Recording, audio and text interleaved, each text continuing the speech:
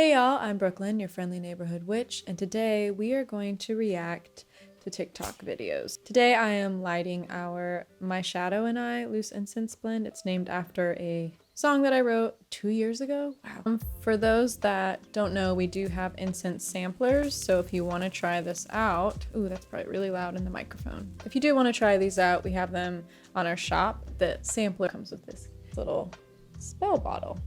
So if that's something you're interested in for the sampler, you can do that. But that's not what this video is about. It's just that sometimes y'all ask, and so I just want to let you know. So for those that are listening, she's holding a match up and she's pinching her finger down at the same time that the match is going out, insinuating that she's using energy work to put out the flame.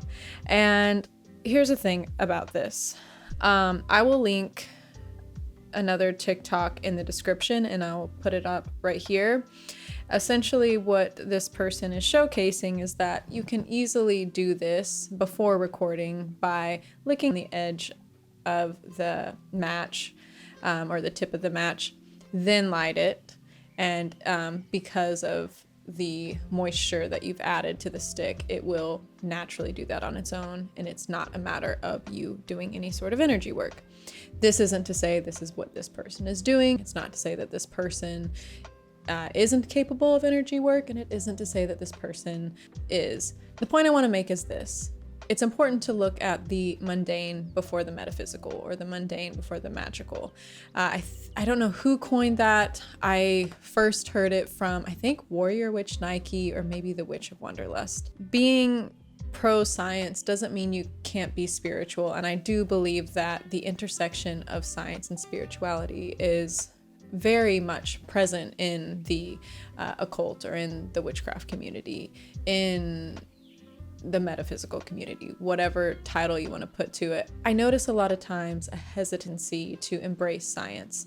It seems like there's a lot of distrust, and I understand that because I am not pro-authority, but I am pro-science. Science is a methodology that we use to better understand the world that we live in, and it in and of itself is not an authority. It is a methodology that we use. And so that being said, I think that it's important to keep these potential scientific explanations in mind when we do see videos like this. Again, I'm not saying this person isn't capable of energy work, or that they are. I'm just saying that it's important to put the mundane before the metaphysical.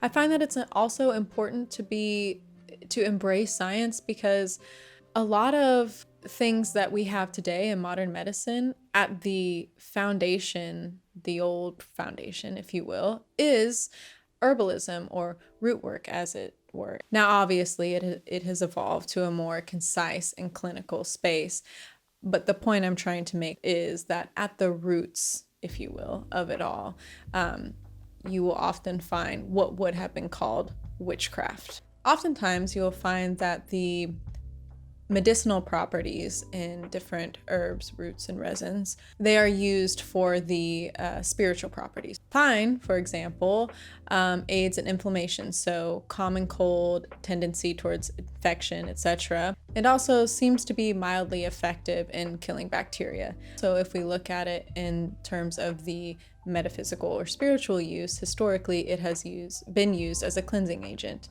either in, smoke cleansing bundles like this, teas, baths, what have you. Now, this white sage was gifted to me. I did not purchase this. Some people look at a white sage bundle and that they see that as their smoke cleansing preference. You can use pine. You can go forage for it. I guess it depends where you are. Where I am in the southeast here in Georgia, this shit's everywhere. So I use this.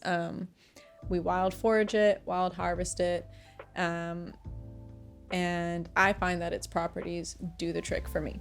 So if we look at the parallels, what do we see between both the scientific and the spiritual properties of pine? Well, it's warding off or protecting what is detrimental or harmful to our space, be it physiologically or spiritually. Another thing I want to mention is that there is this amazing podcast. I believe they're all scientists, or at least one of them is. But the point is, it's called Test Tubes and Cauldrons. It's amazing. They really have a focal point of discussing topics from a standpoint of both the spiritual and the scientific perspective. I cannot recommend them enough. I have learned so much from them, and I appreciate it because as somebody that grew up in a fundamentalist Christian conservative household, went to a fundamentalist Christian conservative church, I've talked about this. I'm sorry to be redundant. It's just that it's near and dear to my heart. As someone that has endured that type of structure, I cannot just simply believe what someone says and take it on faith. I believe that people have experiences just like I do, and sometimes I can't explain it, but I believe it because I had it. That's fine. What I'm not going to do, though, is because someone proclaims to have this experience and says I need to do it, I'm not just going to take what they say on faith and then base my whole life and what I do based upon it. I need to know why. I need to have an explanation. I need to know a reason. And I think that's why I love it when someone can explain why instead of it just is. I understand there are some things we don't know. There are some traditions we have because they work. It's nothing against that.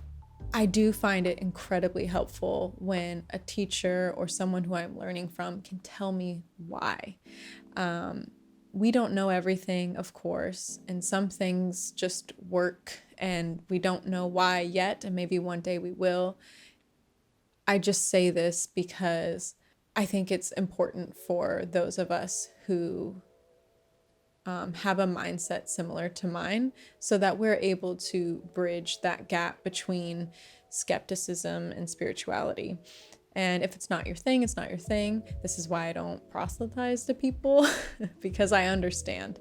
So, all right, moving off of that because we'll never get through this if I keep talking. Okay, so this says, how do Christians and Catholics say witchcraft is evil when they do this? And it shows them baptizing a baby.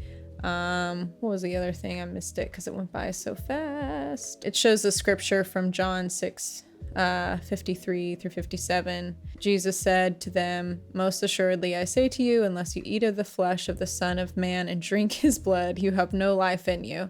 Whoever eats my flesh and drinks my blood has eternal life, and I will raise him up at the last day, for my flesh is food indeed, my blood is drink indeed."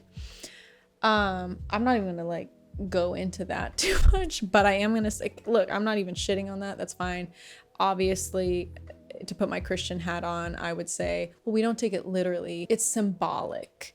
It's representative. Obviously, it doesn't turn to the flesh. My point is that that is very witchy. It's so witchy. I mean, I don't really know how else to expound upon that. If a witch were to do something like that out of the context of an Abrahamic faith, it would easily be deemed as demonic or satanic. I mean, the blood of his body you're eating in remembrance, and the wine or the grape juice, whichever one you do, is the blood, and the bread is the flesh. What kind of satanic shit is that? You know what I mean? Put it in any other context and that would be ridiculed and demonized. But because it's biblical, it's fine. It's Gucci. We're good. That aside, I find baptisms also incredibly interesting because they're like spiritual baths. They're like cleansing baths. I understand, again, if I put my Christian hat on, well, for one, no, it's different because I have the one true pathway in the light. But both spiritual baths and baptisms, in a sense, they both are used to remove negative or ill-intending energies, if you will. Now, I know in the case of Christianity, you would call it sin, and in my realm, you would call it maybe a negative energy or a negative entity, something that's attached to you, or you're brushing off the from the day. But they're all, it's like, I feel like a lot of it is just different words to describe the same thing because they're different belief sets with different doctrines or different vocabulary, different vernacular. And that's fine. Again, it's just so interesting to me that when it's not the one true path, it's demonic. But when it has a different word or the right word in the eyes of a certain belief, then it's the right way. It's interesting that when people get rebaptized because they've fallen off the path and they feel like they've been doing wrong and that they had originally made a commitment and they fell off the wagon, essentially. It seems like what it is insinuating is that their sin is accumulating, and so therefore they need to remove that sin again. In a nutshell, we do the same thing. We just call it something different. When obviously we don't call it sin, but that's a whole other topic for another day. So when we do it, it's the negative energies or entities, whatever it is. This is why we end up doing cleansing work and protection work. It's just a very similar reason. Like, whether you want to call it sin or we want to call it something else, the point is that we're in a way doing a similar thing but calling it something different. I'm not going to say it's the exact same thing because I don't want to offend anybody or try to generalize anything. Life is very nuanced. We're all just trying to better come close to source the best way we know how. And one true path, that sounds like such a human thing to say, such a humanoid thing to say. So I'm gonna get off of that now. Let's get into some lighter stuff, shall we? Okay, last one, because yeah, the sun's going down. Here we go. It says, things I get asked as a witch. Do you believe in God? They say, not the Christian one. I have my own gods and goddesses. What spells can I do as a beginner? Protection, self-love, abundance, good luck. What's your biggest piece of advice? Do your research. Okay, so let me go back here. I'm not even going to delve into that. I feel like I've talked about the Christian religion way too much, so I'm going to move on. I also don't obviously subscribe to the Christian archetype of God. The next one that they said about the what spells can I do as a beginner, I love that she put protection first, because you need to protect yourself. Point blank, period. That doesn't matter if you're a witch or not. Even in the mundane world, we need to be protected. I would say protection and cleansing first things first. Then I would say self-love, and then the abundance, good luck thing. That's all great, but self-reflection is important before like really delving into the whole abundance, good luck thing. In my opinion, let's look at it in the tangible world again, shall we? There's a lot of folks, including myself, who we can be really lured in by the optics of having material possessions, having money. Money is important, right? For our livelihood, so we can pay our bills, so we can eat, so we can put a roof over our head. Obviously, it's important. But I do think sometimes people look at abundance as more of a wealth thing and a material possession type of thing rather than a necessity type of thing. So abundance is great, good luck is great, but self-reflect enough to understand why that's something you want. It's not a problem to want more for yourself or want to be able to have nice things. I'm not saying that. It's just about, this is cheesy, but it's about balance. Understand why you want it. And understand that if you just want a lot of things, eventually it won't be enough. So that's why these other tiers are more important. Okay, and then the last thing they say, what is your biggest piece of advice? Yes, research. Keep reading. Yeah, I have nothing to add to that. It's crucial. It's crucial.